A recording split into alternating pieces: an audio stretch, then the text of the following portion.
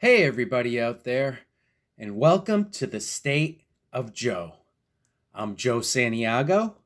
The scripture from James from the NLT, or New Living Translation of the Bible, says in James, one of the half brothers of Jesus, being the son of Mary and Joseph, some say Jesus had 6 siblings in total.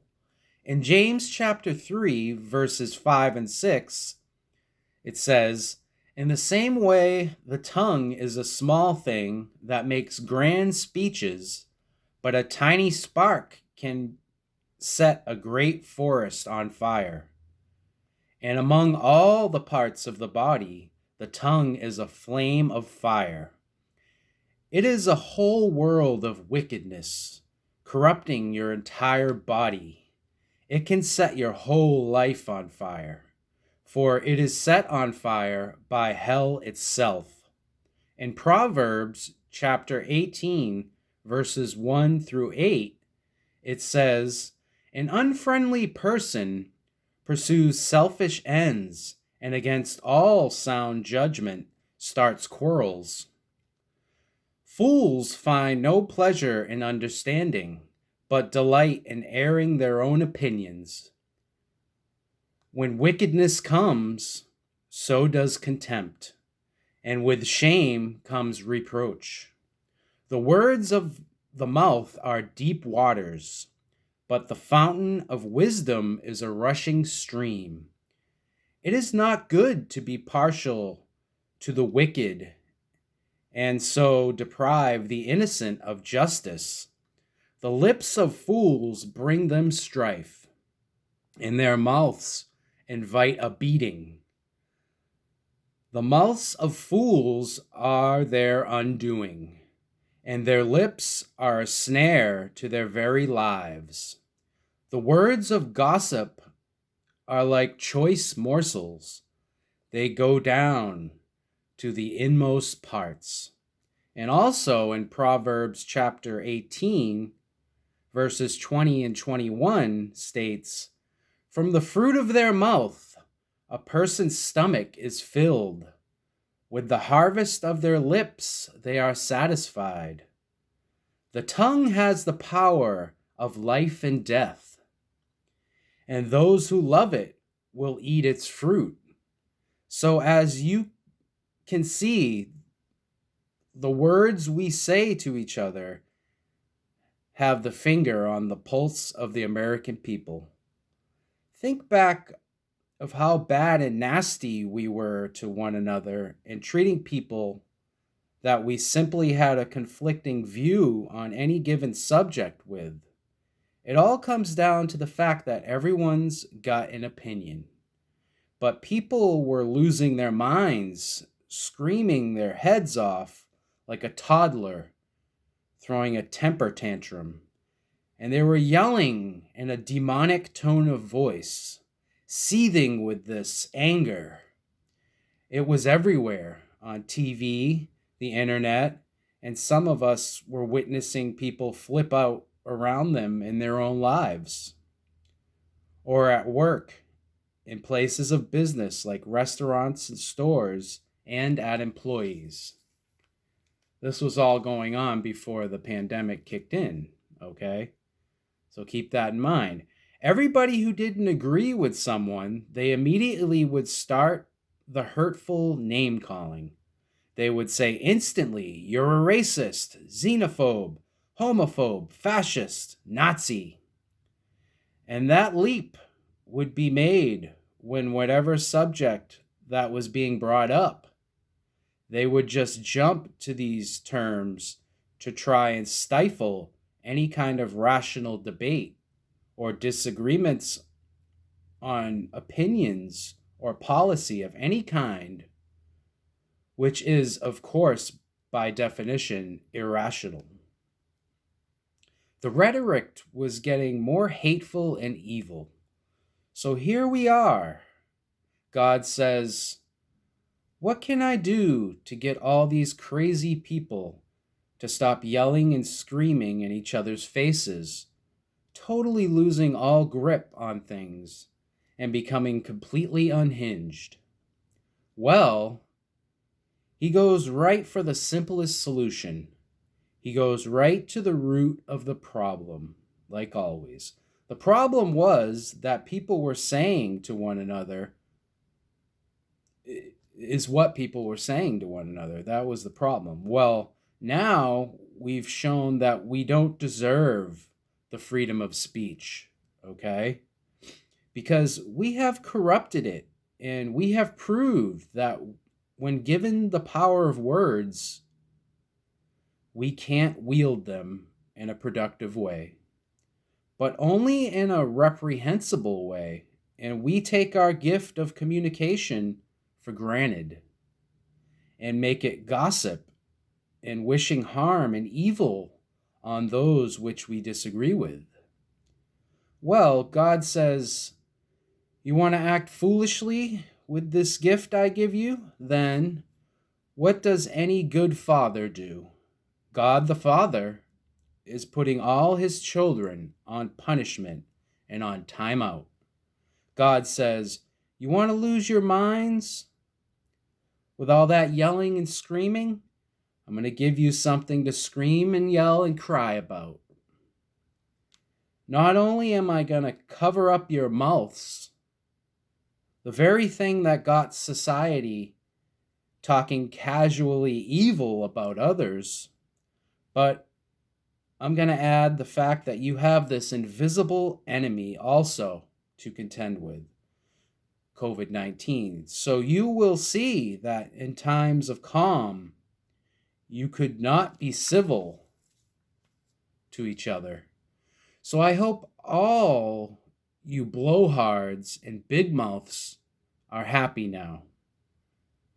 You have chaotic times, and now there are plenty of things that you should be screaming and yelling and losing your minds over.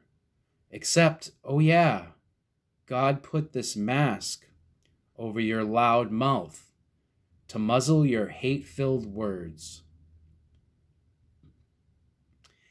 And the mask is a great behavioral tool. It's shown in social engineering circles that it's a good tool for control. I mean, think of how quiet and orderly people are when they put on a mask. It's eerie. It's uncomfortably eerie right now, the way people are walking around with masks, and they're silent, they're quiet, they're confused, it's almost as if like it does something to the brain where it makes you act different. It takes away all your kind of your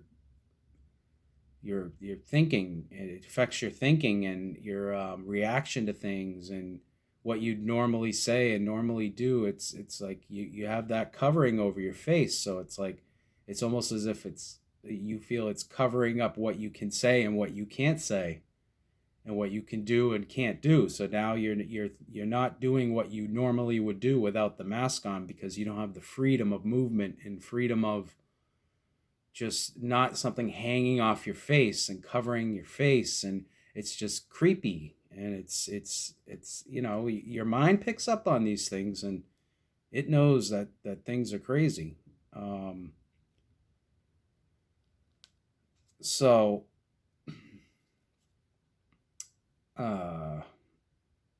it's basically they put on a mask. Think of how quiet they are. Plus, we all look alike with the mask on, so it's the eradication of the individual also, to make people appear alike, to not focus on our differences, you see, but what makes us the same. This is all figurative stuff God has put in place to wake the people the heck up and show them we're not too different. We got that mask on. We're not too different. We're all lemmings now. We're all exactly the same. And we have a mask on, and it's all you see is the eyes, and hey, strip it all down. If that's what he has to do, strip us down, strip our communication down, our observing skills and what we would normally think and say, he'll do it. He'll do it to prove a lesson, and it's a hard lesson sometimes, but he'll do it. He doesn't care. He has all the time, infinite time to do this. So he'll keep bringing the hammer down on us every time we do things this stupid. We get extreme. He has to calm us down because we'll get out of control and there won't be nothing left of us if we keep it up. So this is God's emergency plan. He always is one step ahead of us. Desperate times call for desperate measures. And if we're not going to follow his plan, he will find a way to force us to. And yep, he's going to punish the many on the account of the few, because again, whatever it takes to get it through our stupid brains and our cognitive biases. We have cognitive biases that we've been taught through TV and books and media and movies and stuff, that this is how things are. This is this way, that's that way. So when you see something, your brain automatically is programmed. TV programming, well, it's programming you to think certain ways, to react certain ways to certain things.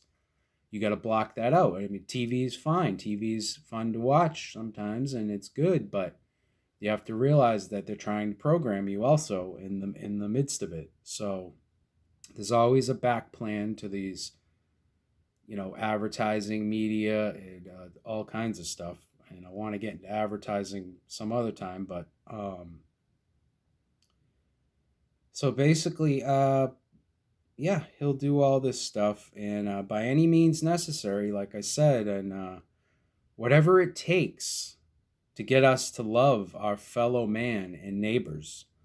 Well, sometimes the Father's stubborn children only understand tough love, or to make all the people on his planet Earth to undergo a universal societal silent treatment, if that's what it takes, because again, he doesn't care. He's going to do what we're important to him, and we need to understand what he's teaching us, which is love your neighbor, love each other, not hate each other. So when we get out of control, he's gonna rein us in, and he's gonna control the herd. He's gonna control the sheep. He's gonna control the cows, because that's all we are. Is we're like animals, and we're being herded in, and we're being controlled.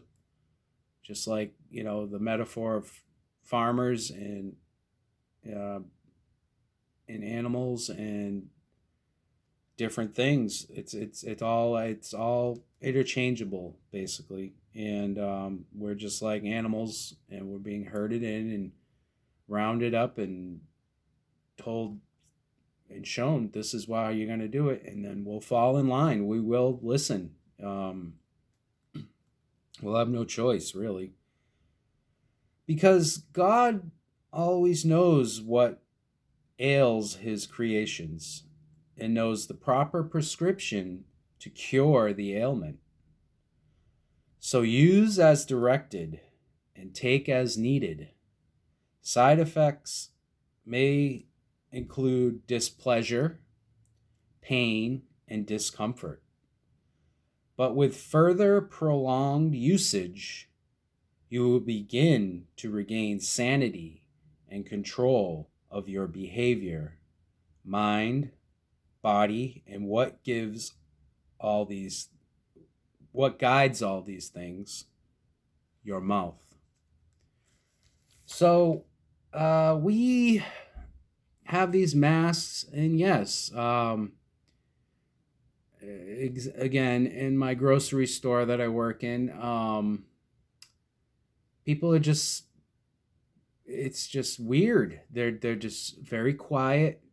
everybody's just like almost, it's kind of in between depression and just like kind of like tiredness and like kind of giving up on the situation. They're just, and I find myself doing it too. I'm working a lot. I decided recently to take stop working Sundays. A very big decision for me.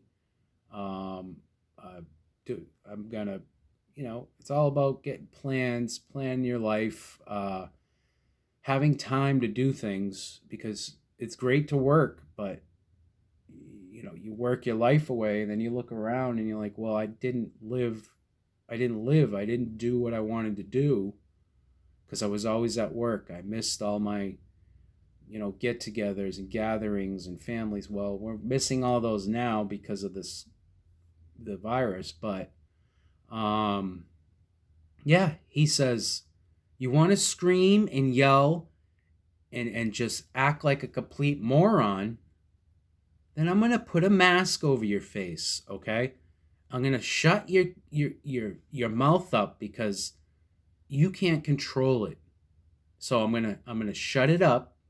I'm going to put something over it, just like if you were being kidnapped or something, they put tape over your mouth. Well, it's a mask over your mouth, and it's affecting our behavior. It's working, and you could say, well, the government and the medical community is doing this to benefit us. Well, yeah, but there's synchronicities, and there's coincidences, and there's chance, and there's fate, and there's different things in the universe that we don't understand, okay? Things line up sometimes, and you're like, well, why is that? I remember hearing about that. How come we're hearing about that now? And it goes together because everything's like connected. Not everything, but you'll have things connected that turn light bulbs on, things that happen and they intertwine, and like timelines and stuff go like this, and sometimes they go like that, and then they go back up, and then something you don't hear about certain things, and then all of a sudden, boom, there's a connection again, and a coincidence they call them, and so you could say all that stuff, and some people don't believe in these things, and that's fine. But whether you believe in it or not, here's the thing: whether you believe in it or not has no bearing on whether it takes place, because it takes place. It doesn't matter if you believe in it or you think this is true or you don't believe this or that. It's going to happen whether you believe in it or not, because you are just a person in this grand experiment, okay? You could say God, Grand Order of Developers, GOD. That's another acronym for that. And because there's stories about a God, then some people think there's a family of gods that control us, and they each take turns or periods of time ruling us. They kind of like kings and queens. They get chances to rule us, and this maybe millennia would be controlled by this member of the God family, while then another member of the God family gets a chance to control us for maybe 1,000 years or whatever, and they get chances to control us. So they're going to control us. Superstition. Everybody thinks superstition is a big thing. Well, it's fate, and it's different luck things, and the universe, and how the universe works. Numbers, words like terms and stuff mean different things in different situations. They cause the mind to think of other things and make relations to other things that are named similar things, and you're just, the world is just, it's crazy. And that whole side of the world, which is the coincidence and the chance and the close calls and the wow, I couldn't believe that happened when I was just talking about that and this happened. And well, now our phones and our computers are starting to do that because the algorithms are picking up on what we would normally think and do in certain situations, what we like, what we don't like. It's keeping track of us, all information, okay? And it's just creepy because even some people say when you die, you see all the things that you did in your life. Well, these computers are starting to keep track of all the things that we do in our lives, you see. Facebook, different things, YouTube, and all this stuff. So basically, yeah, that's how it's working. And the masks are keeping us quiet and shutting us right up because we want to scream and yell and we want to act like stupid 2-year-olds that don't know enough to keep our mouths shut. God's going to shut our mouths for us. So stop freaking out over things. Just take life as you can, day by day, moment by moment, because you're supposed to. Every moment's important. There's something to learn in every moment. Some of us get caught up in what's going on, and we forget that. But so keep up. Just keep it up because there's nothing we can do about it. We got to keep this thing going with the masks and everything till we know what's going on. So keep the faith and keep being positive when you can. It's tough sometimes. Everybody has bad days and bad moments and says stupid things, and you just gotta dust yourself off and pick yourself back up and try again and ask and apologize to people and ask for forgiveness and move on. So yeah, you'll notice out there it's getting pretty creepy and silent and very, very quiet. So that's today's video. Thanks for listening, and I appreciate it. Keep keeping on. That's all you can do. And thanks a lot. And as always, keep the faith and peace out.